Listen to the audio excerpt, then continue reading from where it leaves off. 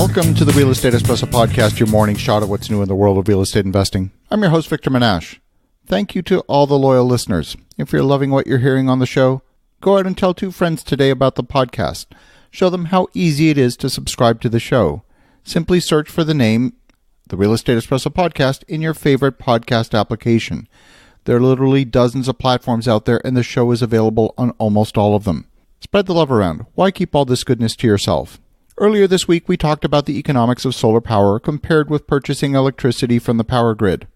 On today's show, we're talking about another form of power cogeneration. Many larger commercial facilities are turning to cogeneration as a way of reducing high electricity costs. This only makes sense in areas where the cost of natural gas is considerably cheaper than the comparable cost of electricity.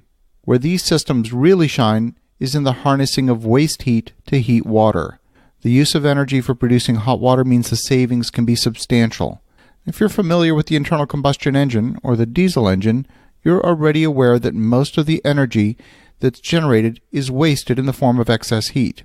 The diesel cycle is the most efficient of them, but even there, it's only about 44% efficient, which means 44% of the energy is used to create mechanical work, and the rest is used to generate heat. So we're talking about getting rid of 56% of the energy in the form of excess heat. But if you can harness that heat and put it to good use, the savings can be huge. This is particularly true in areas where the cost of electricity is high. The latest example is a new hotel that just opened at John F. Kennedy Airport in New York City. It's on the site of the old TWA Flight Center, and it's aptly called the TWA Hotel. The original structure, built in 1962, was updated to create a 512-room hotel. The hotel incorporates some of the most innovative power-generating technology, and it stands apart because their system is so good, the hotel is fully disconnected from the utility's power grid. The system has 4 main features.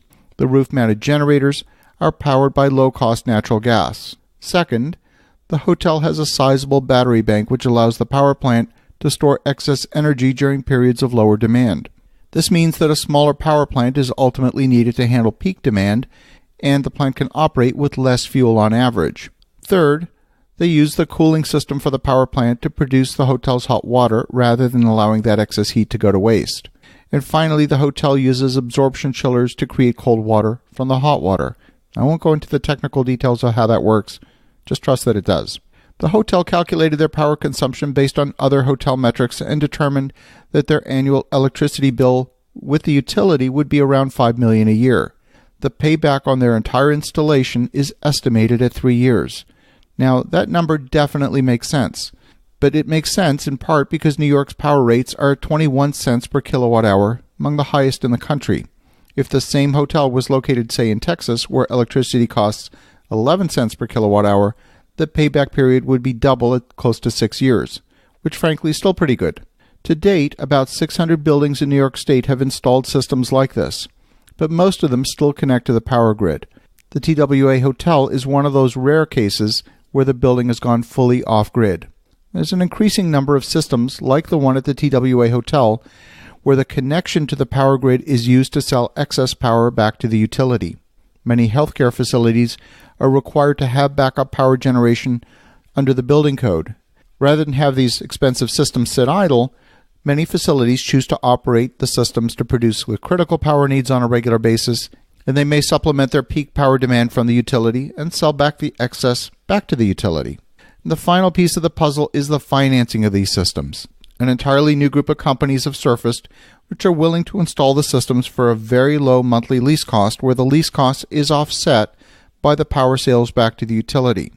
The operation of the power plant is maintained by the supplier, and the lower electricity bill can often result in operational savings, in addition to upfront capital savings. If you're in an area of the country where the electricity costs are high, or you're mandated to include backup power because you're in the healthcare field, you may want to take a closer look at cogeneration.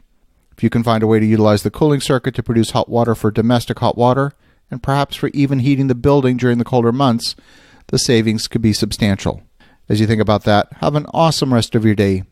Go make some great things happen. We'll talk to you again tomorrow.